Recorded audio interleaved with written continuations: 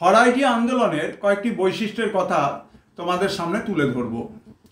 তোমরা জানো যে ফরাইজি আন্দোলন মোহাম্মদ মহাসিন শুরু করেছিলেন এবং এই আন্দোলনের সবথেকে বড় বৈশিষ্ট্য ছিল যে সংকীর্ণ ধর্মবোধ, এবং সংকীর্ণ ধর্মবোধের কারণে এই ফরাইজি আন্দোলন খুব সীমিত পরিসরের মধ্যে আবদ্ধ হয়ে গিয়েছিল।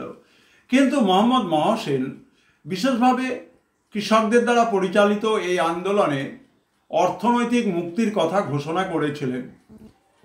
কৃষকদের অর্থনৈতিক মুক্তি না ঘটলে এই আন্দোলন সফল হবে না বলে তিনি মনে করতেন। আরেকটি গুরুত্বপূর্ণ দিকের কথা বলা যায় যে এই আন্দোলনের সঙ্গে যুক্ত কৃষকেরা নীল চাষ বিলোপ করতে চাননি বা নীল চাষ প্রথা বিলুপ্ত হয়ে যাক এই ধরনের চিন্তাভাবনাও তারা করেননি।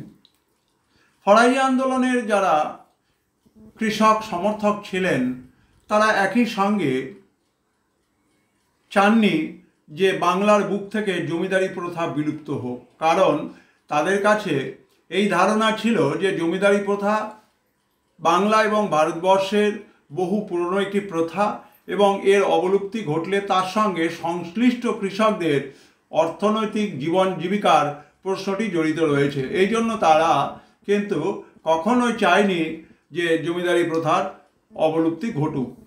মোট কথা মনে রাখবে যে এই ছোট ছোট বৈশিষ্ট্যগুলোই কিন্তু ফরাইজি আন্দোলনকে একটা স্বতন্ত্র মর্যাদা দিয়েছিল এবং বিভিন্ন ধরনের বিদেশি ঐতিহাসিকদের চোখে এই ফরাইজি আন্দোলনের মধ্যে একটি শ্রেণী সংগ্রামের তত্ত্বের কথা ফুটে ওঠে, যেদিক থেকে আমরা বলতে পারি যে এই আন্দোলন ভারতবর্ষে এবং বাংলার বুকে প্রথম একটি সমাজতান্ত্রিক সামাজিক আন্দোলন, একই সঙ্গে কৃষক আন্দোলন ছিল।